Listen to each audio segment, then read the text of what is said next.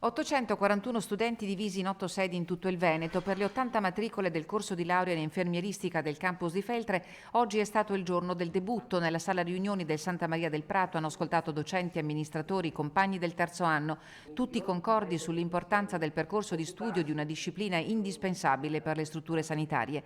Mai come oggi la figura dell'infermiere risulta infatti fondamentale anello di congiunzione fra i pazienti e le istituzioni sanitarie. Il personale è la risorsa più preziosa che il servizio sanitario ha e aver inaugurato, aver aperto oggi, aver dato il benvenuto agli 80 ragazzi che da oggi cominciano il nuovo percorso di scienze infermieristiche qui a Feltre è una giornata bella. A fare gli onori di casa la direttrice generale dell'ULSS Dolomiti Maria Grazia Carraro, in collegamento il prorettore dell'Università di Padova Paolo Dei Tos e il preside del corso di laurea in infermieristica Carlo Agostini. Feltre è una costola dell'Ateneo Patavina, la seconda più antica d'Italia, che si appresta a celebrare fra pochi mesi gli 800 anni di vita.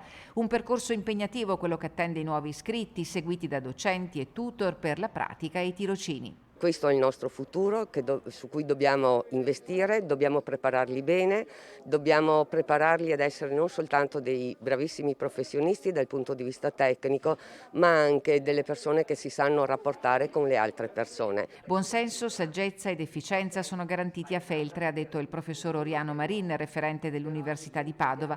Durante la presentazione è stato annunciato un bando per premiare lo studente più meritevole intitolato a Elisa Gerolimetto, la giovane studentessa di infermieristica morta la scorsa primavera in un incidente stradale nel primo giorno di tirocinio a Feltre. Altre 6 borse di studio da 5.000 euro ciascuna sono state annunciate dal Comune di Feltre e saranno riservate agli studenti del terzo anno che al compimento del percorso sceglieranno di restare nel territorio.